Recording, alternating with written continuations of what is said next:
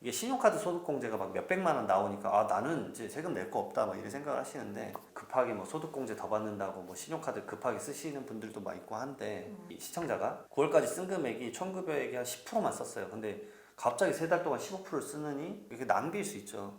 괜히 공제도 1원도 안 받는데 내가 지금 12월 달 세금을 줄일 수 있는 거는 지금 봤을 때는 이제 고향사랑 기부제라고 최근에 이제 그 기부 세액 공제에 대해서 하나의 시스템이 더 생겼어요. 네. 네, 안녕하세요. 오늘은 이장원 세무사님과 함께 부동산 관련 연말정산 지식 알아보도록 하겠습니다. 연말정산 절세할 수 있는 방법에 대해서 좀 여쭤보려고 하는데요. 어떤 방법이 있을까요? 근데 이제 연말정산은 제가 항상 말씀드리는 게 해 바뀌고 나서는 어차피 세금을 1원도 못 줄여요. 그래서 이제 보시는 분들이 이제 빨리 좀 대처를 하셨으면 좋겠다라는 것들을 몇 가지 말씀을 좀 드리고자 하는데 첫 번째로 이제 국세청 홈택스 한번 들어가시면 이제 그 연말정산 미리 보기 서비스라는 게 있습니다. 이제 사실 그런 거를 이제 아예 모르시는 분들도 많을 건데요. 10월 30일부터 대부분 오픈을 해요, 홈택스에서.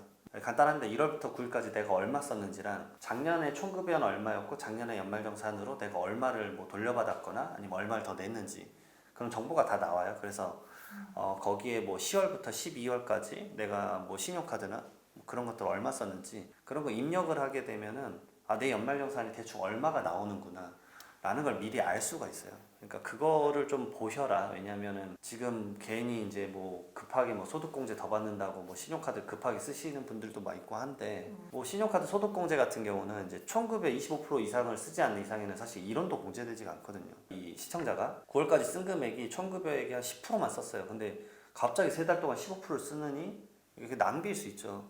괜히 공제도 1원도 안 받는데 이 무의미한 이제 소비를 좀 막고자 하는 거죠. 그리고 이제 사실은 그거 보시면 좀 반성을 좀 하십시오. 이제 9월까지 내가 돈 얼마나 썼나 이제 펑펑 썼는지에 대해서 알고 있기 때문에 되게 이제 자기 반성을 하는 게 좀 먼저일 것 같고 연말정산에 대해서는 다양한 뭐 이런 공제들의 요건들이 있을 거예요. 근데 그런 요건들은 본인이 해당하지 않으면 되게 이제 그 내용이 내가 무슨 이걸 알 필요가 있나라는 생각이 드시는데 오히려 제가 더 말씀을 강조하고 싶은 건 이제 그 용어에 대해서 좀 간단하게라도 좀 알아라. 이 다양한 인터넷 기사가 나올 거고 이런 좋은 컨텐츠도 있는데 용어 딱 2개 정도 구분하셨으면 좋겠어요. 이제 소득공제랑 세액공제를 좀 구분하셔라. 그러니까 이제 소득공제는 뭐냐면 간단해요. 이게 세율을 매기기 전에 금액이에요. 그러니까 소득공제를 300만 원 받았다 그러면 300만 원에 내가 내야 되는 세금이 깎이는 게 절대 아닙니다.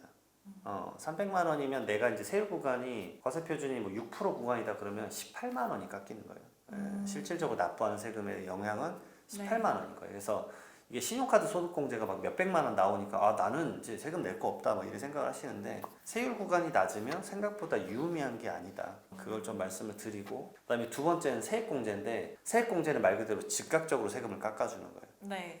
그래서 뭐 예를 들어서 뭐 월세 세액공제를 받았다 그래서 내가 100만 원을 받았다 그러면 내가 납부할 세금 100만 원이 그냥 깎이는 거예요. 그러니까 더 즉각적인 효과를 줄 수 있는 거죠. 이런 것들을 좀 2가지 용어만 딱 구분을 해서 앞으로 나오는 이제 다양한 공제들을 좀 구분하실 때는 아 이거 소득공제는 결국은 내 세율 구간에서 몇 프로, 세액공제는 즉각적으로 얼마 이런 개만 구분하셔도 좀 큰 도움이 되실 겁니다. 이번 시간에는 그 부동산이나 주택 관련 연말 정산 지식에 대해서 알아보는 시간이잖아요. 그러면은 주택 관련해서 공제할 수 있는 게 어떤 게 있을까요? 우선은 부동산 중에서는 사실 주택 말고는 근로소득자분들이 연말정산에서 혜택 받을 수 있는 게 없는데 이 주택 부분에서 먼저 알아두시고 이제 근로소득자만 공제가 가능하다. 약간 공통사항부터 좀 말씀을 드리면 네. 가끔 내가 이제 프리랜서인데 나도 공제되지 않냐 이렇게 물어보시는 분들이 있어요. 네. 그런 분들은 이제 사업소득자이기 때문에 적용이 안 되고 근로소득자 그리고 일용직 근로소득자는 또 안 되시고 그 다음에 이제 그 자기가 일한 기간에 대해서만 비용이 인정받으세요. 그러니까 예를 들어서 내가 6월 달에 취업을 했다고 가정을 해볼게요. 네. 그럼 6월부터 12월까지의 이 주택 관련 쓴 비용만 공제가 되세요. 네. 1월부터 5월까지는 공제가 안 되는 거고. 네. 그리고 이제 두 번째로는 대부분의 요건이 이제 이거예요. 사실은 무주택자인 세대주여야 돼요. 아니면 세대원 이럴 때만 적용되고 부부 같은 경우는 주택수를 그럼 카운팅을 할 때 세대 구성원 전체를 합쳐서 카운팅을 합니다. 뭐 예를 들어서 남편이 주택이 있는데 나는 주택이 없지만 내가 공제받을 때는 이 주택수가 영향을 계속 미쳐요. 그런 점들을 기본적인 사항으로 좀 알아두시면 좋을 것 같고요. 그러면은 만약에 부인이 본인은 무주택인데 남편이 이제 주택이 있다. 그러면은 본인은 이제 공제를 좀 적게 받는 건가요? 아예 못 받는 아예 건가요? 못 받아요. 아예 못 받는 네, 거예요? 아예 못 받아요. 네. 근데 받을 수 있는 게 또 하나가 있어요. 그러니까 결국은 가능하냐, 가능하지 않냐만 딱 나뉘어지고 네. 그것에 대해서 세부적으로 이제 하나의 사항들을 좀 보시면은 좀 도움이 되실 거예요. 그래서 이제 첫 번째로 좀 말씀드릴 거는 이제 제가 주택을 이제 임차를 해요. 말 그대로 나는 이제 사는 거죠.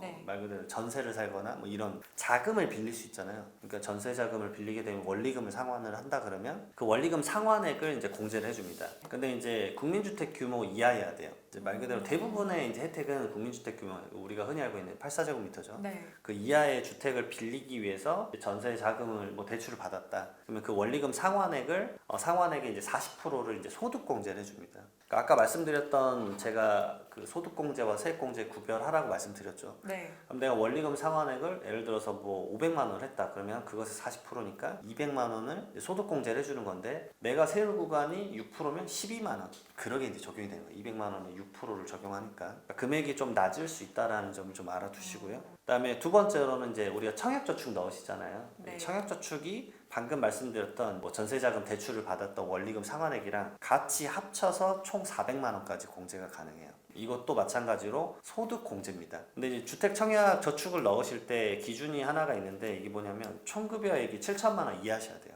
당연히 무주택이어야 되고 그리고 무주택에 이제 세대주여야 돼요. 세대주인지 세대원인지를 또 구분을 해야 됩니다.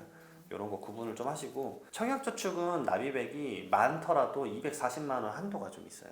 그래서 대부분 이제 이 프로그램이 이렇게 돼 있잖아요. 월마다 20만 원 자동 이체하십시오. 20만 원씩 쭉 쌓이면 1년에 240만 원. 그것에 이제 40% 계산을 또 하는 거죠. 이거랑 그다음 원리금 상환액 아까 말씀드렸던 거 40%랑 합쳐서 맥스치로 400만 원까지 공제가 되는 거예요. 그래서 저는 오히려 이제 많은 신용카드 공제나 이런 것도 있지만 신용카드도 소득 공제인데 지출을 늘리는 것보다 본인이 무주택 세대주다 그러면 차라리 청약저축을 빨리 넣으시는 게 더 저축을 하시는 게 낫죠. 그리고 공제 수도 네. 더 나을 수 있기 때문에 이런 것들을 조금만 구분하시면 이제 괜한 지출 좀 막을 수 있다. 저도 신용카드를 좀 더 많이 써야 되나 그런 생각을 했었는데 이 주택청약저축 납입액은 네, 완전 꿀팁인 것 같습니다. 차라리 이게 더 나으실 네. 거예요. 왜냐면 요거는 차라리 저축이니까 남기라도 하잖아요. 예, 네, 소비는 그죠. 물론 이제 소비도 좀 즐거움이 남겠지만 그래서 마음은 다를 수 있어서 자 그 다음에는 이제 보실 거는 이제 내가 이제 주택을 산 겁니다. 살 때 대출 받으시잖아요. 네. 그러니까 이때만 요건이 1주택 보유한 세대예요. 왜냐면은 내가 사야 되니까 사는 주택수가 카운팅이 되잖아요. 네. 그래서 주택을 살 때 대출을 받게 되면은 그것에 대해서 이제 공제를 좀 해줍니다. 근데 이제 취득 당시 그 주택의 이제 기준시가죠. 뭐 공동주택 가격이나 개별주택 가격이 이제 5억 원 이하여야 돼요. 그러니까 너무 고가 주택을 살 때 대출 받으면 그건 안 해준다. 뭐 이런 게 있습니다. 그리고 요거는 이제 그 공제액이 공제 한도가 결국은 이 차입금을 상환한 기간이 뭐 10년이냐 15년이냐 고정금리로 이거 지급을 하냐 안 하냐 네. 그다음에 거치냐 비거치냐 뭐 이런 거에 따져가지고 공제 한도가 뭐 300만 원에서 뭐 1,800만 원까지 다양하기 때문에 이런 요건들도 한번 보십시오. 예, 생각보다 좀 다양하게 좀 갈 수 있다라는 점. 본인 것이 해당하는 것을 그러면 이제 다 알아봐야 되냐라고 하는데 사실 앞서서 말씀드렸던 이 세 가지 있잖아요. 지금까지 말씀드렸던 네. 거. 연말정산 간소화 서비스 발급하시면 어차피 다 나와요. 그러니까 직접 공부하실 필요는 없지만 내가 연말정산 간소화 서비스 이렇게 이제 그 2월 달에 말 그대로 사업주에게 내시잖아요. 그때 이 정보를 한 번쯤은 보시면서 아 이렇게 되고 저렇게 되는구나 라는 정도만 체크하셔도 좀 큰 도움이 되지 않을까.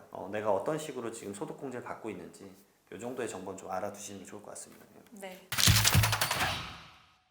월세 사시는 분들은 그러면 어떻게 공제를 받을까요? 그렇죠. 이제 1인 가구도 많아졌고 네. 월세 내시는 분들 많으실 텐데 이 월세 세액 공제가 저는 사실은 이제 일반적인 1인 가구 혼자 사시는 분들에게는 가장 좀 파격적으로 세금을 좀 줄이는 거라고 말씀 많이 드리는데 얘는 세액 공제예요. 세액 공제 말 그대로 즉각적으로 나의 세금을 줄여주는 거죠. 그리고 월세는 내가 예를 들어서 월세를 계속 내고 있다라는 입장에서는 그 돈이 아까울 수 있는데 여기서 생각보다 많은 부분을 좀 보존을 받는다라고 생각을 할 수 있습니다. 근데 요건 조차가 좀 까다로워요. 과세기간 종료일 말 그대로 이제 어려운 표현인데 12월 31일 날 무주택이어야 돼요. 내가 주택이 없고 내가 무주택이면서 이제 어디 이제 자취를 하는 거잖아요. 네. 그러니까 주민 전입신고 할 거고 당연히. 그래서 그것에 세대주여야 돼요. 그래서 세대주이면서 총 급여액이 7천만 원 이하인 근로소득자가 이걸 받으면 월세를 지급했을 때는 이것에 대해서 세액공제를 해줍니다. 요건들이 추가적으로 좀 몇 개 있는데 우선 그 살고 있는 주택이 국민주택 규모 이하여야 돼요. 면적은. 그 다음에 네. 기준 시가는 4억 원 이하. 그러니까 네. 일반적으로 우리가 흔히 알고 있는 1인 가구가 살고 있는 그 자취하는 그 정도 사이즈라고 생각하시면 돼요.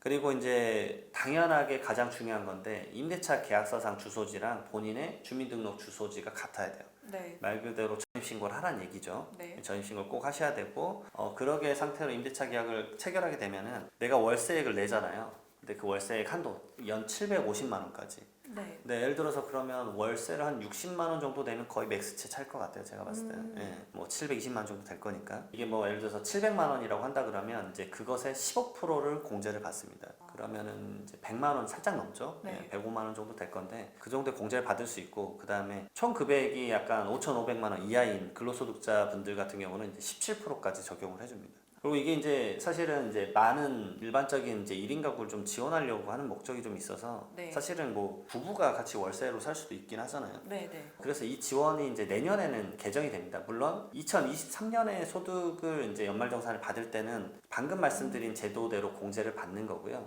이제 내년부터 24년에 적용을 받을 거는 이제 한도가 올라가세요. 한도가 1,000만 원까지 올라가고 좀 더 이제 혜택이 좀 다양하게 늘어납니다. 그래서 좀 더 이런 요건들도 좀 살펴보시면 월세 세액 공제만 잘 챙겨도 도움이 크게 되실 거다라고 말씀을 드려요. 그리고 월세 세액 공제는 국세청 자료에 안 나와요. 왜냐하면 내가 임대료를 납부하는 거니까 네. 그것에 대한 정보를 국가에서 다 알 수가 없어요. 금융기관 자료는 어느 정도 알 수가 있는데 그래서 이런 부분들은 본인이 좀 직접 챙겨야 된다는 거 꼭 알고 계셨으면 좋겠습니다. 네. 그래서 이제 월세 본인의 임대차 계약서랑 실제 이체한 내역들이나 이런 것들은 추후적으로 요청을 할 수도 있어요. 세무서에서. 네. 그러니까 그런 내역들은 좀 꼭 갖고 계셔야 된다라고 말씀을 드립니다. 네, 그럼 연말정산에서 조금 더 받는 것이 아무래도 좀 기분이 좋잖아요. 네. 좀 더 받을 수 있는 방법은 없을까요? 지금 12월 달에 이거 보실 거예요. 이 컨텐츠 보시는 분들한테 조금이라도 그나마 더 말씀드린다 그러면 저는 이제 기부가 좀 생각이 나요. 지금 말씀드린 거는 연중에 뭔가가 쌓여야지 이제 네. 되는 거잖아요. 네, 그죠. 근데 즉각적으로 공제를 좀 받을 수 있는 거는 지금 봤을 때는 이제 고향사랑 기부제라고 최근에 이제 그 기부 세액 공제에 대해서 하나의 시스템이 더 생겼어요. 네. 근데 이게 홍보가 많이 안 된 것도 있긴 한데 행안부에서 이제 하고 있는 시스템인데 네, 네. 간단하게 말씀드리면 그냥 10만 원 기부하시면 13만 원으로 돌아옵니다. 진짜 간단한 시스템인데요. 이게 내가 낼 세금이 어차피 10만 원 이상이다라고 하면 그냥 10만 원이 우선 세금에서 깎이세요. 10만 원 깎이니까 어차피 내가 기부를 하는데 뭐 손해를 본다라는 표현 좀 애매하지만 네. 손해를 보는 건 일도 없어요. 그냥 기부를 10만 원을 하게 되면은 10만 원만큼 나는 기부금 세액 공제를 받으니까. 근데 하나 추가되는 게 뭐냐면요. 30%에 해당하는 최대 30%에 해당 그러니까 10만 원 기부하면 3만 원이죠. 네. 3만 원에 해당하는 답례품을 받을 수가 있어요. 답례품이란 건 어떤 걸까요? 이게 뭐냐면 이제 각각의 이제 지자체에서 이것에 대한 답례품들을 막 선별을 해놔서 올려놔요. 뭐 여러 이제 행안부 사이트도 있고 다양한 이제 사적인 사이트도 있는데 그러니까 이런 식입니다. 자기가 살고 있는 주소지 이외의 다른 자치구, 지방자치단체 있잖아요. 네. 거기에 어느 곳이든 내가 선택해서 기부를 할 수가 있어요. 그래서 10만 원까지 100%고 그 다음에 10만 원 초과되는 금액은 이제 16.5% 세액 공제가 돼요. 네.